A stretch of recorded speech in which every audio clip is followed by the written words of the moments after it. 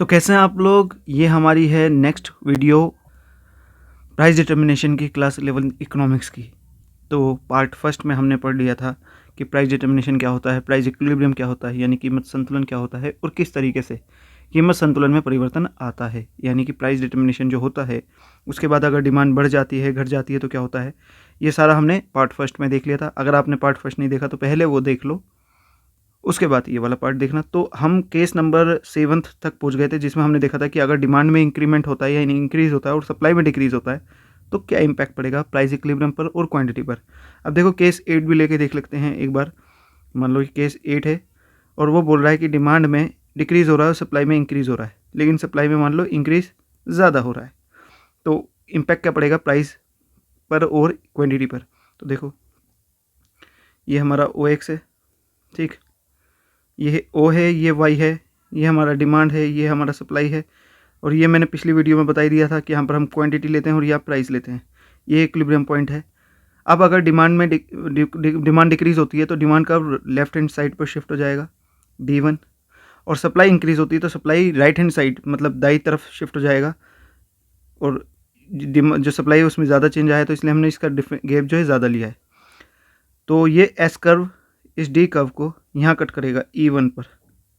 ये E1 पर quantity बढ़कर हो गई Q से Q1, ठीक, जबकि जो प्राइस हैं वो क्या हो गए, प्राइस घटकर हो गए P1, ठीक है जी। तो हमने देखा कि अगर आंसर हम लिखेंगे, अगर डिमांड डिक्रीज़ होती है और सप्लाई इंक्रीज़ होती है तो क्या होगा, तो प्राइस घटेंगे और क्वांटिटी बढ़ेगी।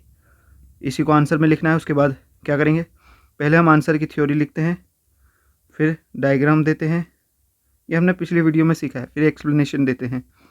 एक्सप्लेनेशन कैसे दोगे आप बोलोगे कि भाई एक्सप्लेनेशन में बोल दोगे इन दी गिवन डायग्राम, यहाँ पर क्वांटिटी शो की गई है, यहाँ प्राइस शो किया गया है, यहाँ डिमांड, ये D कर्व है, ये S कर्व है, और ये इक्विलिब्रियम पॉइंट है। और फिर आप एक्सप्लेन करोगे कि अगर डिमांड डिक्रीज होगी तो ये D1 हो जाएगा शिफ्ट होके, ये S कर्व हो जाएगा शिफ्ट होके, S1 जो है D1 को यहाँ कट करेगा और ये इक्विलिब्रियम पॉइंट, ठीक। इस तरह से एक्सप्लेनेशन देके आप बता दोगे कि कीमत घटेगी और मात्रा बढ़ेगी। नेक्स्ट केस लेते हैं, केस नंबर मान लीजिए 9। अब वो बोलता है कि क्या इम्पैक्ट पड़ेगा क्वांटिटी पे और प्राइस पे यदि डिमांड बढ़ जाए लेकिन जो सप्लाई है वो क्या है, इनइलास्टिक है। इनइलास्टिक मतलब बेलोजदार, ठीक है। तो आपको पता है जब इनइलास्टिक होती है सप्लाई तो हमारा डायग्राम कैसे बनता है सप्लाई का, ऐसा बनता है, ठीक है। ये हमारा डायग्राम है सप्लाई का। अब देखो अगर डिमांड ये है तो ये इक्विलिब्रियम पॉइंट है क्योंकि एक दूसरे के बराबर है, यहाँ पर ये Q है ये P है। अब अगर आपका जो है वो बढ़ जाए डिमांड कर्व, जैसे डिमांड बढ़ रहा है तो डिमांड कर्व शिफ्ट होकर बन जाएगा D1। ये D1 इसको S को यहाँ कट करेगा E1 पर, जहाँ की प्राइस बढ़कर हो जाएंगे P1। तो आंसर हम लिखेंगे जैसे कि मैंने पिछली वाली वीडियो में बताया किस तरीके से आंसर लिखने होते हैं, ठीक है। तो आप लिखोगे कि अगर पूर्ति के बेलोजदार रहने पर डिमांड इंक्रीज होती है तो प्राइस क्यों है बढ़ जाएंगे और क्वांटिटी कांस्टेंट रहेगी। जो क्वांटिटी है वो क्या रहेगी, कांस्टेंट रहेगी, ठीक है।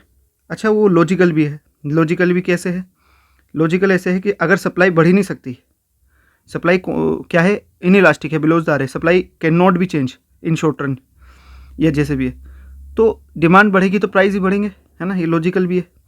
फिर आप इसका डायग्राम दे दोगे, फिर आप इसकी एक्सप्लेनेशन दे दोगे। एक्सप्लेनेशन वैसे ही देनी है, बस एक दो वर्ड्स चेंज करने हैं। जैसे मैं बताता हूँ कि in the given diagram quantity has been shown on x axis and price has been shown on y axis. D and supply, D is the demand curve and supply is the S is the supply curve. E is the equilibrium point, initial equilibrium point where price is P and quantity is Q. When demand increases it shifts to D1 and it cuts as supply curve at E1 point which is the equilibrium point where price has increased and quantity is constant. Hindi में दिए गए चित्र में OX अक्ष पर मात्रा और OY अक्ष पर कीमत को दर्शाया गया है। चित्र में मांग वक्र को D और S पूर्ति वक्र को S द्वारा दर्शाया गया है। चित्र में E संतुलन बिंदु है जहां पर कीमत P है और मात्रा Q है। जब मांग बढ़ती है तो मांग वक्र दाईं ओर खिसक कर D1 हो जाता है। ये D1 S वक्र को E1 पर काटता है जो कि नया संतुलन बिंदु है जहाँ पर कीमत बढ़कर हो जाती है P1 जबकि मात्रा समान रहती है। इसी तरह से आपका केस नंबर 10 हो जाता है। केस नंबर 10 में वो बोल देता है कि अगर डिमांड इंक्रीज होगी तो क्या होगा, यदि सप्लाई है इलास्टिक, परफेक्टली इलास्टिक बोलते हैं, है ना, परफेक्टली इलास्टिक। तो क्या होगा, अब देखो आपको पता है कि अगर सप्लाई परफेक्टली इलास्टिक है तो सप्लाई कब होता है, पैरेलल टू एक्स एक्सिस या फिर बिल्कुल स्ट्रेट लाइन हॉरिजॉन्टल, और ये हमारा डिमांड कर्व है। ठीक है जी, तो ये अगर ये इक्विलिब्रियम पॉइंट है, ये क्वांटिटी है, तो अगर हमारा डिमांड कर्व बढ़ेगा तो ये हो जाएगा D1, ये कट करेगा यहाँ पर E1 पर। ठीक है, यहाँ पर क्वांटिटी हो जाएगी Q1, प्राइस जो है वो क्या रहेंगे, कांस्टेंट रहेंगे। ठीक है, केस नंबर 11। अब अगर मान लो वो बोलता है कि सप्लाई के इंक्रीज होने पे क्या फ़र्क पड़ेगा, यदि डिमांड जो है, अब की बार डिमांड इन इलास्टिक है, तो देखो मान लो ये आपका ये OXY है, यहाँ पर आपने डिमांड ले ली इन इलास्टिक और यहाँ सप्लाई ले ली, ये इक्विलिब्रियम पॉइंट है, ये Q, ये P। अब अगर डिमांड सप्लाई इंक्रीज होती है तो सप्लाई कर इधर शिफ्ट हो जाएगा S1, ये इधर कट करेगा E1 पर, जो कि जहाँ प्राइस घट कर हो जाएंगे P1, क्वांटिटी कांस्टेंट रहेगी। ठीक, आंसर में लिख सकते हो जो आपको दिख रहा है कि प्राइस गिर जाएंगे और क्या होगा, प्राइस गिर जाएंगे, क्वांटिटी क्या रहेगी, कांस्टेंट। तो इस तरह के आंसर आपको लिखने होते हैं। अगर केस नंबर देखो 12, अब वही आप कुछ भी देख सकते हो, वो कुछ भी बोल सकता है कि सप्लाई में ये हुआ वो हुआ। ठीक, इसके अलावा अब नए उस पर चलते हैं। अब होता है कि एक होता है मिनिमम प्राइस, मिनिमम प्राइस, और एक होता है मैक्सिमम प्राइस। ठीक है, अब ये क्या होता है, मिनिमम प्राइस को बोलते हैं न्यूनतम कीमत और इसे बोलते हैं अधिकतम कीमत। अब ये क्या होते हैं, देखो मिनिमम प्राइस पहले ले लेते हैं। ठीक, अब देखो मिनिमम प्राइस में क्या होता है, मान लीजिए ये आपका इक्विलिब्रियम पॉइंट है। ठीक, यहाँ डिमांड सप्लाई एक दूसरे के बराबर हैं, ये इक्विलिब्रियम पॉइंट है। ठीक है, यहाँ पर क्वांटिटी है। अब मान लीजिए जो गवर्नमेंट वो कहती है कि इक्विलिब्रियम प्राइस पर नहीं बेचोगे आप मार्केट में माल, क्या करोगे आप, आपको सरकार बोलती है कि मिनिमम प्राइस, सरकार बोल देती है कि इस सबको जो है प्रोड्यूसर्स को ये बेचना पड़ेगा P1 पर। यानी मान लो अगर डिमांड और सप्लाई के हिसाब से 10 रुपये डिटर्मिन हुए हैं, लेकिन सरकार बोल रही है कि आपको इसे 15 रुपये पे बेचना पड़ेगा, तो इसे बोलते हैं मिनिमम प्राइस। ये क्या है, मिनिमम प्राइस। ठीक है, अब ये मिनिमम प्राइस क्यों है, आप तो कहोगे तो इक्विलिब्रियम प्राइस से ज़्यादा है। तो जब सरकार देखती है कि प्रोड्यूसर्स जो प्रोडक्ट बना रहे हैं वो प्रोडक्ट डिमांड और सप्लाई की वजह से उसका जो प्राइस है वो बहुत ज़्यादा लो डिटर्मिन हो रहा है। जैसे आपने देखा होगा एग्रीकल्चर जो एक ऐसा बिजनेस है जिसमें अगर सप्लाई अगर ज़्यादा हो जाए, हाई हो जाए तो भी नुकसान, और सप्लाई अगर लो रह जाए तो भी नुकसान। क्योंकि अगर सप्लाई हाई हो गई तो क्या होगा, प्राइस एकदम से गिर जाएगा इस वाले केस में, है ना, और लो हो गई तो प्राइस जो है वो फिर मार्केट में माल नहीं होगा प्रॉफिट कमाने के लिए। तो क्या होता है, कई बार जो फार्मर्स होते हैं उनकी जो इतनी ज़्यादा सप्लाई हो जाती है कि उनका प्राइसेस जो है बहुत लो चला जाता है, तो अब तो उनको नुकसान हो जाएगा। मतलब वो मंडी तक जो माल लेके जाएंगे उतना भी आप उनको वो रिकवर नहीं कर पाते प्राइस।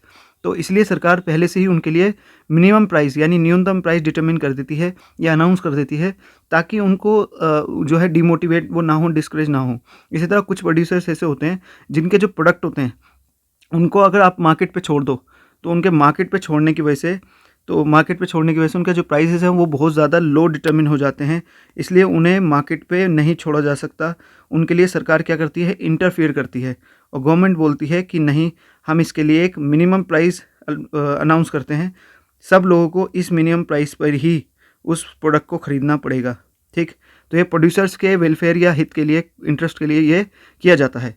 और ये हमेशा, तो आपको एक पहली बात पता लग गई कि minimum price is determine by government, या फिर minimum price is determine about the equilibrium price. ठीक है, ये ध्यान रखना, अबाउ इक्विलिब्रियम प्राइस, एंड ये इट्स डिटरमिन, या फिर ये इसलिए डिटरमिन किया जाता है क्योंकि इससे प्रोड्यूसर्स का इंटरेस्ट वो हो, है ना, प्रोड्यूसर्स का इंटरेस्ट सिक्योर हो, एक तरह से इंश्योर हो। और फिर आप ये आंसर में अपना ये एग्जांपल यूज़ कर सकते हो कि फार्मर्स के साथ क्या होता है। ठीक, अगला देखते हैं मैक्सिमम प्राइस। देखो मान लो अब ये है आपका इक्विलिब्रियम पॉइंट, मान लो यहाँ पर डिमांड और सप्लाई एक दूसरे के यहाँ बराबर हैं, ठीक, ये प्राइस, ठीक है। अब मान लो जो है जब गवर्नमेंट बोले कि भाई जो प्रोड्यूसर्स जो प्रोड्यूस कर रहे हैं ना, गवर्नमेंट उसको मैक्सिमम प्राइस डिटरमिन कर दे, ठीक है।